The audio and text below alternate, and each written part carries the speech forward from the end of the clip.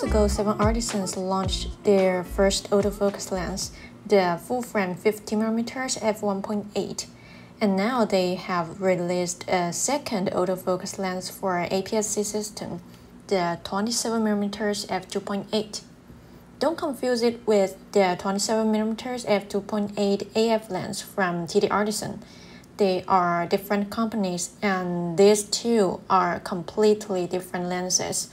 We will talk about it at the end of the video, but now let's look at some sample photos first.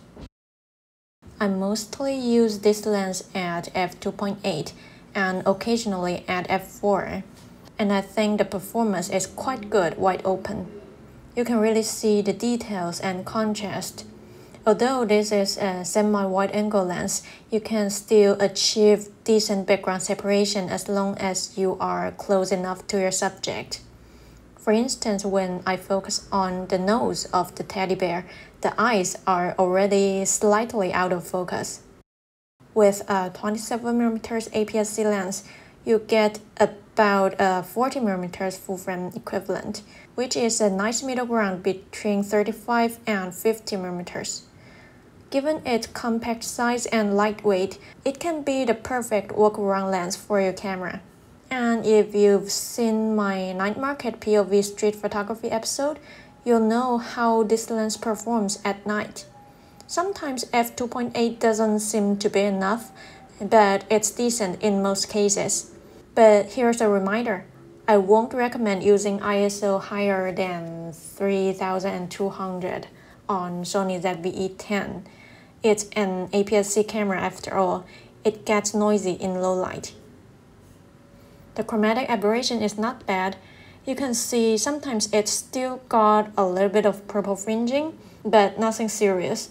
What might bother you is lens flare. This lens doesn't come with a hood, and when the light is too bright, you might see this kind of ghosting.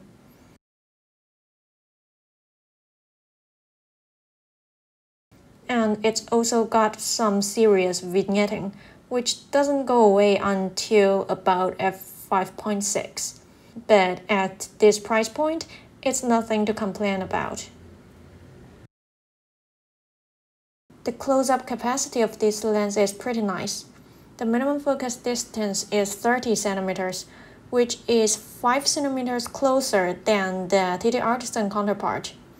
At this close, you can easily get blurry background, and the details and definition are still there.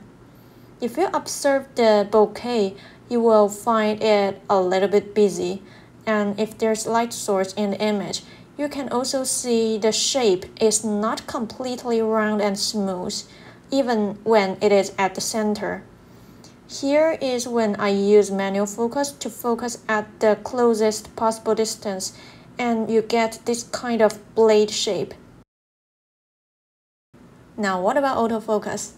I think it works pretty well, no matter in video mode or in photo mode. It's fast and accurate, but it's got the same problem as the TTartisan counterpart. You can hear the loud autofocus noise.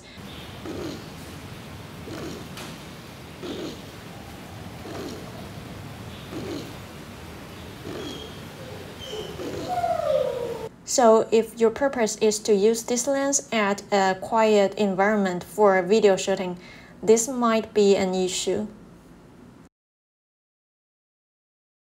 For videos on my ZV-E10, which doesn't have in-body stabilization, it works fine too.